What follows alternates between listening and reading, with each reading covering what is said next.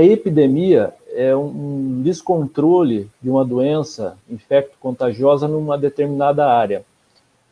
Quando isso ultrapassa as barreiras de um país e vai para o mundo, então a gente está falando de uma pandemia de uma doença infecto-contagiosa, né? Está em todo o planeta. A gente tem, resumidamente, 3 estratégias para fazer esse enfrentamento.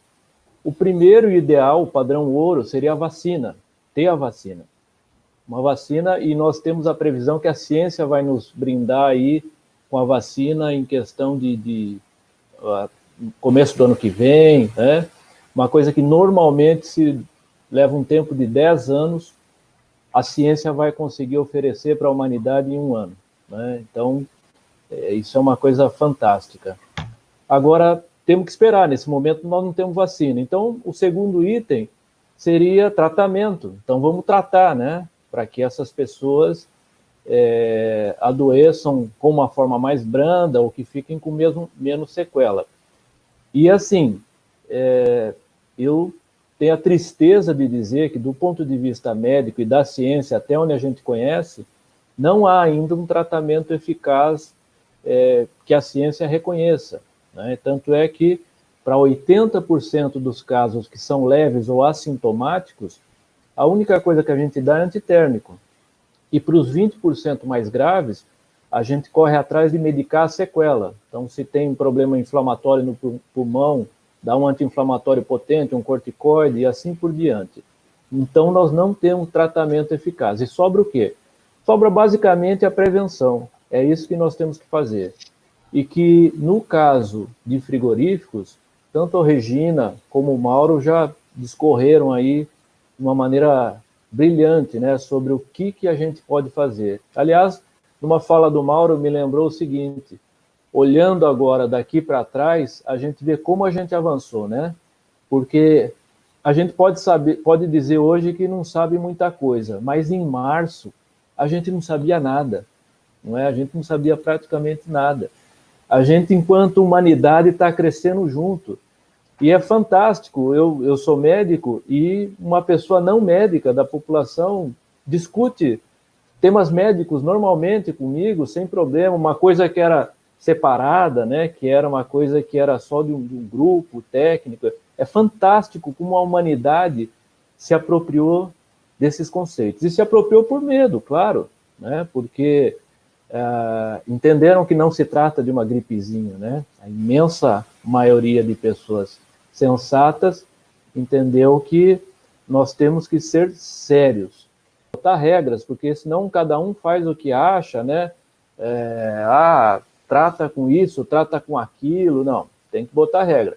E o primeiro que deveria botar regra é o ente federal, e que, infelizmente, do ponto de vista hoje de algumas normativas, deixa muito a desejar. E o pior, do ponto de vista do frigorífico, abre um flanco negativo que piora, na minha opinião, a situação local. Uma realidade de grave crise sanitária no âmbito dos frigoríficos. E se isso aconteceu, nós temos aí uma conjugação de fatores, né, que passa pela omissão e sabotagem protagonizada, melhor dizendo, pelo governo federal, que desorganizou a reação institucional das várias esferas do poder público executivo. Nós tivemos aí uma descoordenação e até mesmo, como disse antes, uma sabotagem, uma frustração das iniciativas, muitas delas tomadas, num primeiro momento, por governos estaduais, por municípios, que logo após se sentiram compelidos até mesmo a recuar nessas medidas. Entretanto, os estados estão normatizando. Então, o Rio Grande do Sul tem sua portaria.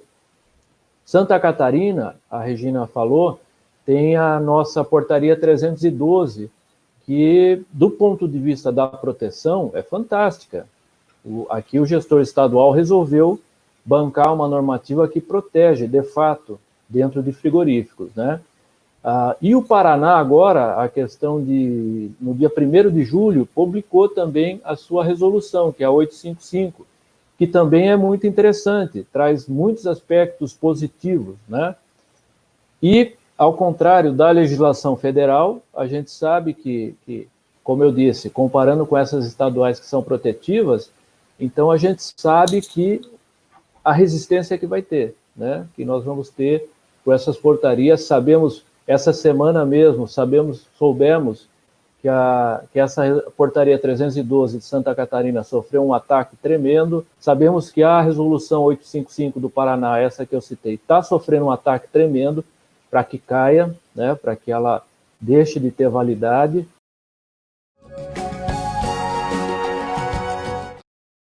Para que seja válida apenas essa legislação federal, em especial, que estão citando em todo momento, essas portarias conjuntas 19 e 20, que é o ideal que tem se colocado do ponto de vista do empregador, né, do frigorífico.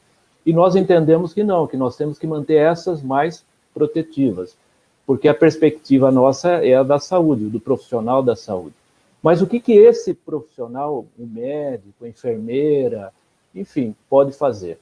Essa portaria do Paraná é muito interessante, que ela inseriu oficialmente um ator novo na questão da pandemia, que é o SESMIT. Ela inclui lá, oficialmente, que o médico do trabalho, a enfermeira do trabalho, o técnico de segurança, eles têm que se envolver. E Santa Catarina já fazia isso também. E o Rio Grande do Sul, eu sei que na prática também tenta fazer isso, né? E, sem dúvida nenhuma, esses profissionais que estão lá têm que ser envolvidos nisso.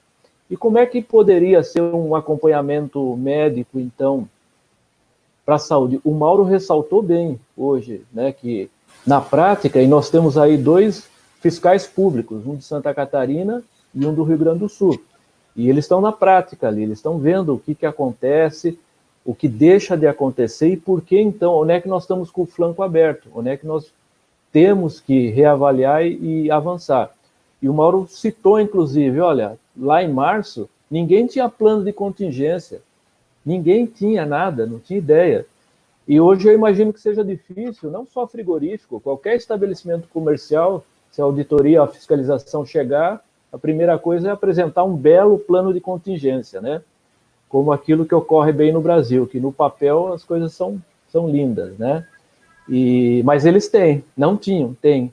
Mas que agora o problema é de acompanhamento mesmo, né? E como é que a medicina poderia contribuir, na minha visão? Eu acho que, dado o grau de avanço que nós estamos da tecnologia, nós temos que avançar com coisas que o povo usa, que os trabalhadores usam. Por exemplo, o WhatsApp, ferramentas simples, né? A busca ativa foi citada pelos 2 agentes públicos de fiscalização.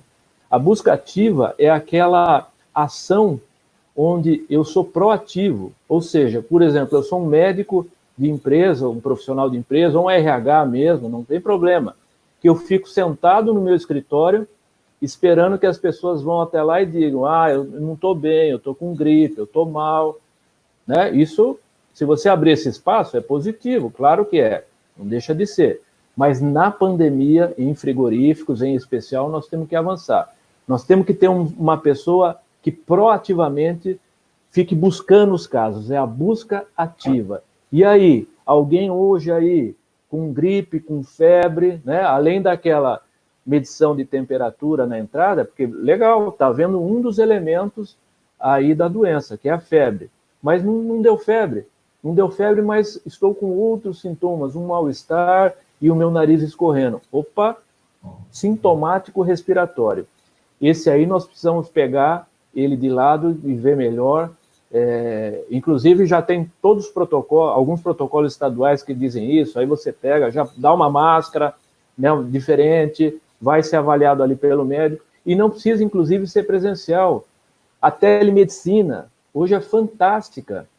Eu pude, em abril, fazer esse trabalho ali, vi que o Célio está aí, de Forquilinha, pude fazer esse trabalho lá com ele, em Cianorte com o Cirso, que é outro que a gente tem aí na área do frigorífico, e a telemedicina funciona de uma maneira muito especial neste momento de pandemia. E a gente espera que esse avanço tecnológico, inclusive, ele venha para ficar, porque havia grande restrição para a telemedicina, né? E aí, finalmente, eu estou resumindo, né? Então, de uma maneira bem resumida, busca ativa de casos é uma coisa que os profissionais da saúde precisam se envolver mais e avançar. porque fiscalização nenhuma, federal, estadual, municipal, que seja, vai dar conta de estar atrás disso o tempo todo, né? A realidade é de segunda a segunda, e o momento da vigilância em saúde ou da fiscalização ele é pontual. Então, não vai dar conta. Se as empresas efetivamente e a população não se envolver nisso, vai ser difícil. Então, a busca ativa é fundamental, a telemedicina, e a terceira questão que eu diria é a testagem em massa, né? Na minha opinião, eu acho que, e quando a gente fala testagem em massa, eu vejo que é aquela situação que a Regina descreveu de algumas empresas, né? Em Santa Catarina, onde a fiscalização foi acionada, foi até lá, e não havia outra coisa a fazer senão aquilo, fazer essa testagem em massa. Que aqui em Santa Catarina, a gente leu pelo jornal, inclusive, fala Concórdia e Chapecó, a gente sabe que é a BRF, né, que é a empresa, e que entendo, inclusive, que foi uma postura muito positiva da empresa em não relutar, em aceitar a indicação e fazer. Uma coisa específica, é claro, mas a testagem é fundamental também, na minha opinião. Seja ela para sintomático, que aí a gente usa o PCR, RT-PCR, onde a gente vai olhar o vírus naquele momento, ou seja, em situações que a gente planeja ver a reação do corpo, a imunoglobulina, a IgG ou IgM. Bom, como a gente sabe que é uma doença infecto-contagiosa e do tipo altamente contagiosa, porque nós temos doenças, por exemplo, como a hanseníase. Às vezes nós temos um marido que é portador de hanseníase e convive por 30 anos com a sua esposa e não pega, não transmite. É muito baixa a infectividade da hanseníase. Na Covid-19, o SARS-CoV-2, que é o vírus, a gente vê um cenário diferente. A infectividade é muito alta, passa fácil de uma pessoa para outra. E, nesse sentido, a gente acompanha algumas situações, mesmo pela imprensa, discriminatórias, inclusive, né? Por exemplo, de pessoas, da esposa que trabalha numa indústria, vestuário, e sabe que e as amigas sabem que o marido trabalha no frigorífico, então já começa um questionamento, já começa uma pressão, será que você não vai pegar e passar para a gente, né? Então, nós temos que trabalhar com esse dado da ciência, que a infectividade é bem alta dessa doença.